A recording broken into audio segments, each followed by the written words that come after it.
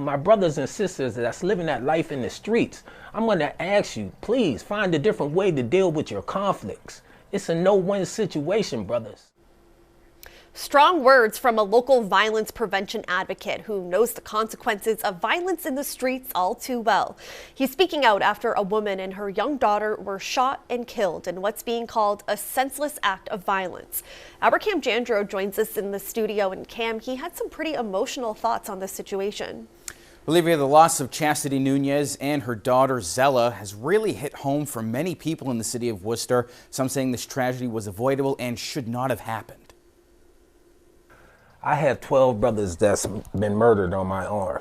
You know, my best friend died in my hand, another friend died in my hand. I experienced death, and I seen things that that's something similar to that. Having started a gang in Worcester, Derek Kaiser knows firsthand the impact gun violence can have on families. It's why the deaths of Chastity Nunez and her daughter Zella really struck him. It's just tragic, especially when involved a woman and a child. It's something that you wouldn't believe would happen here.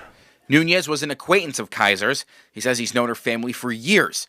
Losses like this are why Kaiser created Fresh Start, a nonprofit aiming to find the root cause of youth violence and substance use. Fresh Start's mission is stopping the trauma to substance, to prison, to homicide, to suicide pipeline. Nunez and her 11-year-old daughter were killed Tuesday after being shot while in an SUV on Lisbon Street. Kaiser speaks to school students about the dangers of a life on the street and offers mentor programs for local youth, but he says there hasn't been enough done towards prevention and intervention. Focusing more on the social and emotional well-being in kids in the school level, you know what I mean? Making sure that's just not once every week in the health class. No, that's every day, just like learning math. City Manager Eric Batista tells Spectrum News 1 Worcester continues to prioritize violence prevention, saying in a statement, collectively, city officials and community agencies are continually working toward the goal of Worcester being a place where all of its young people, regardless of age, race, ethnicity, class, gender identity, sexual orientation, housing situation, family status, or religion feel safe, secure, respected, and live a life free from violence. Batista also saying it's time for the city to come together. Kaiser agrees. Black, white, Spanish, Latino, Asian, Republican, Democrat, East Side, West Side, Kilby Street, North High, South High, Boys Club. We're really all in this together. We're human beings.